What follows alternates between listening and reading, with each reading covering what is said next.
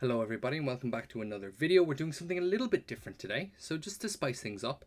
My last two videos were about Legends Arceus and Gen 9 and the things I thought should be carried over from there. We're actually going back in time a little bit with this video, so we're actually going to be going back to previous generations to have a look at them.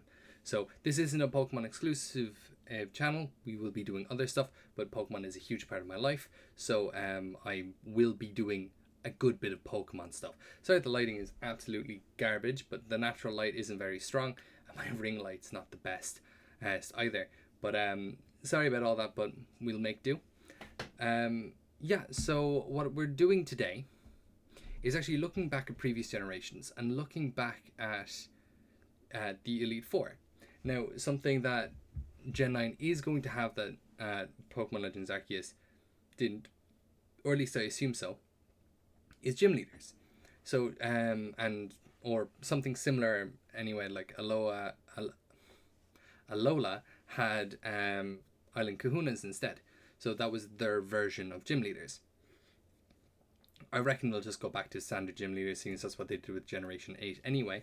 And that Alola is probably going to be a once-off, unless there's another region that's considered older, or perhaps we'll have a Legends game where they come up with the idea of a Pokemon League and a gym system, but it hasn't gotten that name or something like that, in which case there's a decent chance that we will have another game where we'll have captains or something that aren't specifically gym leaders, but essentially do the same job.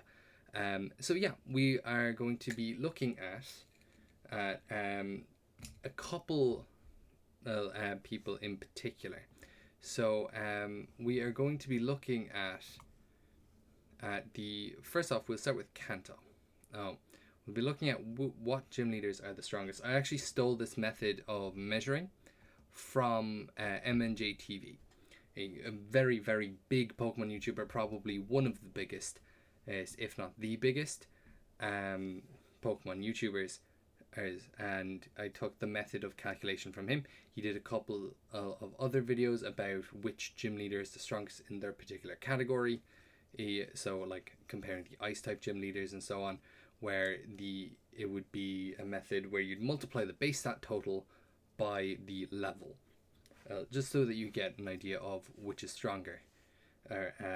So basically it's multiplicative, meaning that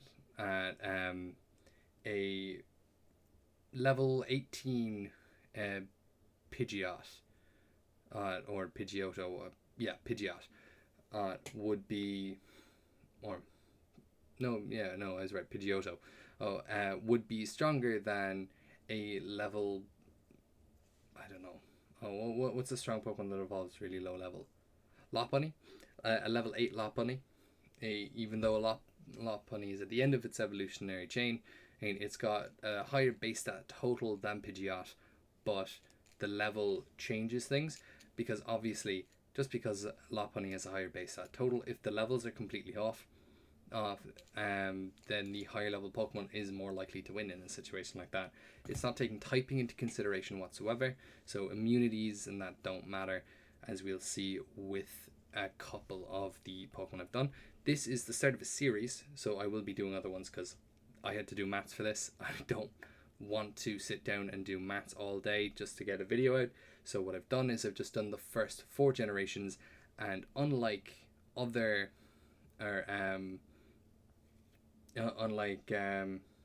other videos people have done, I'm actually going to be looking at the original incarnation and the original levels there.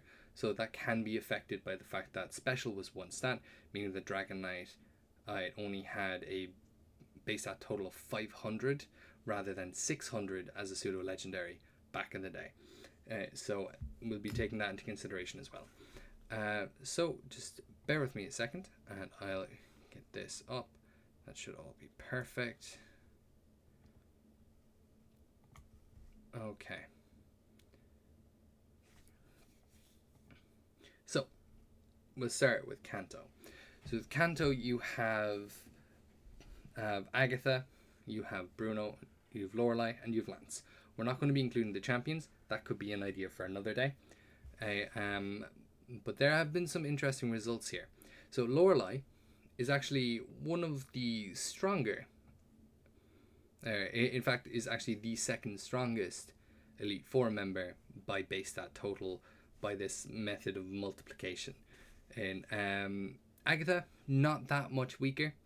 Agatha is about 1,000 points lower, which isn't massive in the grand scheme of things. But then we get to Bruno. Bruno is very, very weak by comparison. And Bruno has a measly score of 99,370, while Lorelei are both over 110,000. So Bruno really reducing the score on their side, actually primarily due to Onyx. He has two of them. Whereas his other Pokemon, such as Machamp, are quite beefy, not quite high enough to get him there. Lance, by far the strongest in this generation, and with a score of 130,640. So very, very strong in comparison, and almost 20 points higher, or 20,000 points higher than Agatha, which is quite impressive. Double the difference between Agatha and Bruno. Yeah, and then so that's pretty good. Not gonna lie, pretty good. A relatively strong start for Kanto. These are by the way, these are not in the order of their actual strengths. And this is just a general approximation. So we will be moving on now to Johto. Let's see if I can fix that because that's not framed fully. Is that better now? Not great. Okay. Let's see. Yeah, okay, we'll just go with that. All right. So, as you can see from that picture rather clearly, we have Koga, we have Karen, we have Bruno again, and we have Will. So, in this generation, Koga has leveled up, essentially. He has gone from being a gym leader to an Elite Four member. So, he's definitely gotten a lot more powerful. He's got a couple new Pokemon, specifically Crobat, which is one of interest. That's definitely increasing his level there. Will, pretty powerful, not too bad. Bruno, once again, letting the side down a bit. And Karen is quite strong. So just having looked at these here now, across the board, as many people would expect from this particular generation being generally perceived as weak, the Mon are weak, the gym leaders, the levels, even the Elite Four very early in the total run of the game, they're very weak by comparison. So whereas these Pokemon tend to be in general stronger than the Kanto ones because of their level, they're actually a lot weaker. So whereas Bruno was bottom of the food chain, I should say, with a base stat total score of 99,370, there are actually three total Elite Four members lower than that in this generation. And we have Will with 98,605, so 98,605. Bruno once again having the lowest score of any of them, keeping those Onyx, or well, one of those Onyx eggs, meaning he has a score of 97,115. So he's had a over 2,000 point drop. Koga, coming up from a gym leader, that is quite impressive. And he sits just above Will with 98,975. So about a 370 point difference there between the two. And Karen clearly sitting atop all the rest with a total score of 106,030. So if we're to compare the total of all of them combined, we're comparing the total of 447,632 is currently in the lead, being Generation 1. On second so far, Generation 2 with 400,725. So it's definitely lacking behind, to be sure. Alright, next we are moving on to good old Generation 3. So Generation 3 is an interesting one because it introduces abilities, meaning that there are now Pokemon that would usually be considered weaker, but are actually quite powerful by comparison, and because they have those abilities, that unlocks a new level where Pokemon can be rated. For example, Slacking is incredibly strong if you just consider its base stat total. If you consider the fact that it has the ability Truant, then it's a lot weaker when it comes to something. When it comes to actual battle prowess, as it can only hit every second turn. It has to take a turn to rest. Similar to if a Pokemon were constantly using Hyper Beam. It's a powerful move, but you only get to use it every other turn. It's not a consistent move. So let's see if this is... Yeah, okay, that works. Okay, so here we have Phoebe, Glacia, Flint. Yeah, Flint. Sorry, I was thinking Sydney there for a second, but he's the next generation. And Drake. So these are the Elite Four members we have to deal with here. They're quite good. In general, all of them are really strong. Every single one of them is better than any of the Generation 2 leaders. It's a bit more balanced as well when compared to Generation 1, where there is definitely a steady incline, whereas you started with Lorelei, then you had Bruno, so you had a drop off, and then you had Agatha, which is an increase, but it didn't actually increase past Lorelei's rank. So we have a better incline here. You do actually start off higher with Sydney than you have with Phoebe. That can easily be explained with the fact that Phoebe has ghost-type Pokemon, meaning that she actually has immunities there, so they don't need to be quite as powerful to do the same job. So a little bit of a discrepancy there, but then it's consistently back up with Glacia, and then a big spike for Drake. Now we'll compare these later to Generation 1. We've more or less already compared it to Generation 2. Generation 2 can't do anything here. But we have Sydney, who has a rank of 109,075. So that is about... what is that? That is 3,045 points. Right? 45? Yeah, 45 points higher than Karen, who is the strongest of the Generation 2 Elite Four members. Then you have Phoebe, which has, like I said, a little bit of a drop down, only by about 500 points. Meaning it is down to 108,635. So in and around 500 points of a drop. Not bad at all. Honestly, it's a bit closer to 400, maybe 300. I'm not good at maths. This is why I didn't want to do too much of this, because my brain would eventually get fried. And I would definitely make a lot more mistakes than I already have. So pretty decent to begin with those two. Now Glacia is certainly a big step up. So Glacia is the first of these to actually surpass Lorelei with a ranking of 118,050. So a big jump up right there.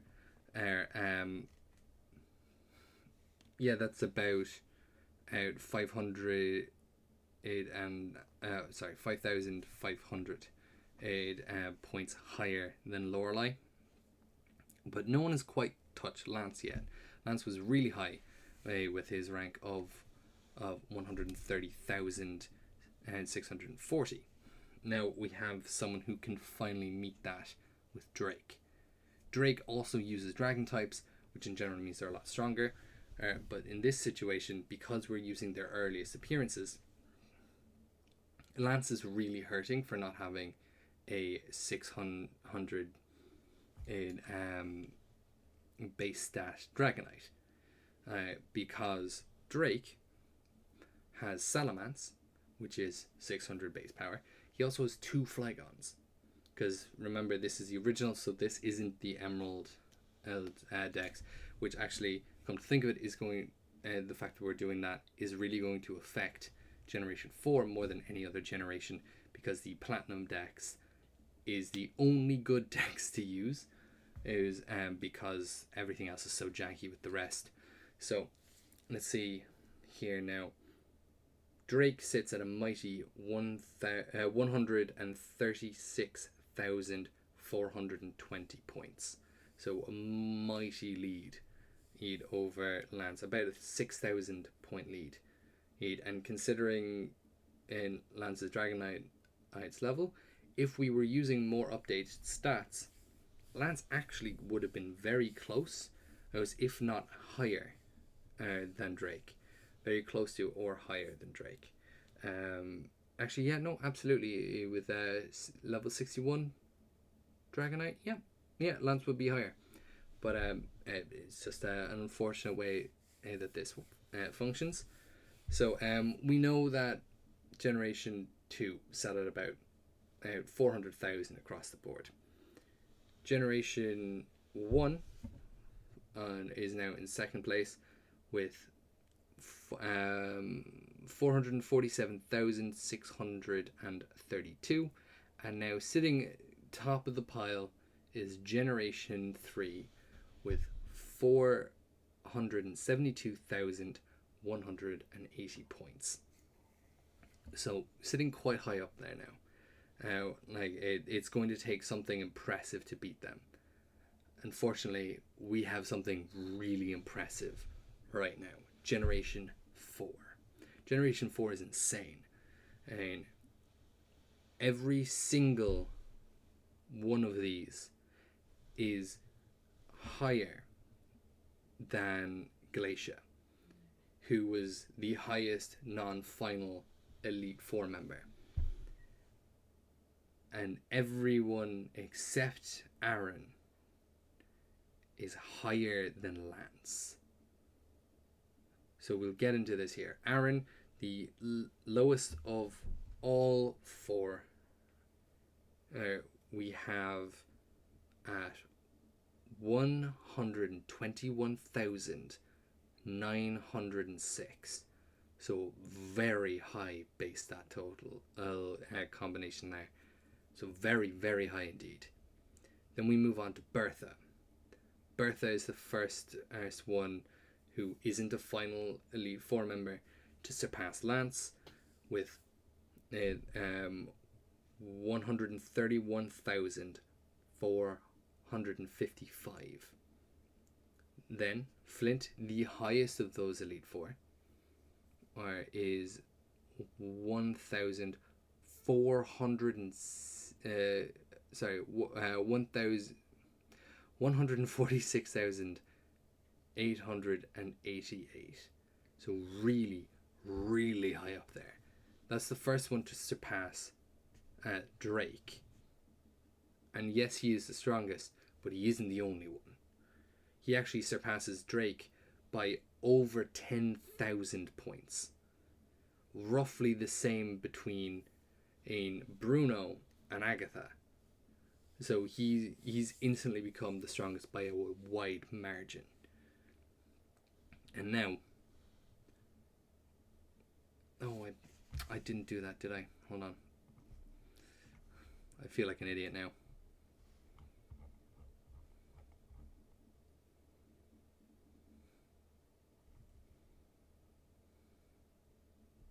Here we go.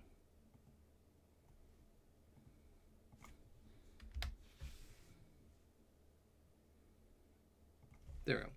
And then finally we have Lucian, who would have been really, really powerful.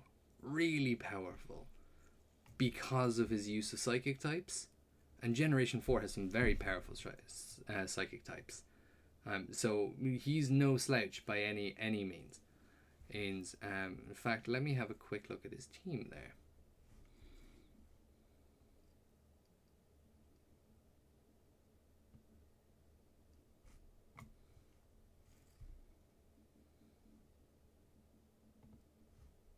Okay. Now, I'm just wondering how this appears. Okay, that's perfect. Okay. So, if we're looking at Lucian's team, we have some pretty powerful Pokemon. And we have Mr. Mime, pretty powerful. Girafarig, pretty strong. Medicham has the fighting type as well, so that means he has an advantage over dark types, neutralizing some of his weakness. Is Alakazam, which is just bonkers powerful. Bronzong, which gives him a dragon resist, because Steel type is objectively the best defensive type in game, and he's got one. And Psychic type at this point was one of the strongest offensive types, so he's got a very, very powerful team behind him. And I reckon that he had lower level Pokemon because his Pokemon were so strong offensively and defensively, because they had so much power behind them, so many abilities with their moves. In fact, Bronzong had levitate at that time. I think it probably still does. So this is another circumstance where abilities come into play, and that is why he is lower than Flint. Flint didn't have full fire type, so he actually had a more type diverse team, meaning that he was actually more difficult to deal with on top of that, but also the other Pokemon he was given tended to have a little level spike above the other ones, purely for the same reason. They weren't fire types, and were generally a little underpowered, with the exception of Steelix, which was ridiculous at the time. That's besides the point. But Lucian sat at 140,085 points. Now, just looking at that, you can tell that that is going to be higher than all the previous other ones. And like, only 2 previous Elite Four members broke 130,000, and now you have 3 of your 4 higher than that now, meaning that Generation 4 now sits at the top of the pile, with Generation 2 at the bottom, Generation 1 on snugly above it by about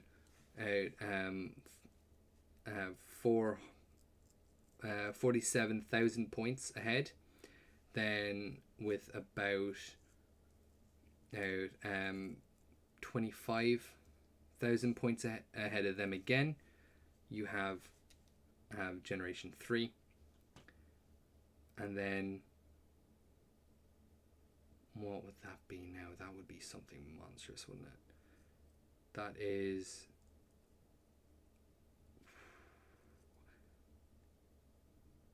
68,000 points ahead of Generation 3 is Generation 4, with a total of 540,334 points, meaning we have a winner. We absolutely have a winner. Sinnoh by far outpaces all other Elite Four members. They dominate. This isn't even a question. By far, they are the strongest region there is with the most powerful Elite Four members. And this isn't their original appearance. Things got a lot stronger in later generations. So certain Pokemon that were really affected by that and would have had different scores if I was to do this differently, it would have been Pokemon, any Pokemon affected by the physical special split, and the change of the special type into special and special attack and special defense. And so with the split there, like is there any Pokemon that was affected by that other than Dragonite to my mind? I don't know off the top of my head. Let's see. Let us check the Elite Four for Generation 1.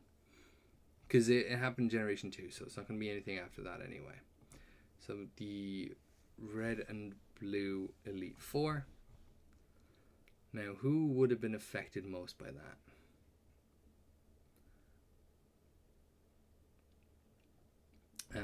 Okay.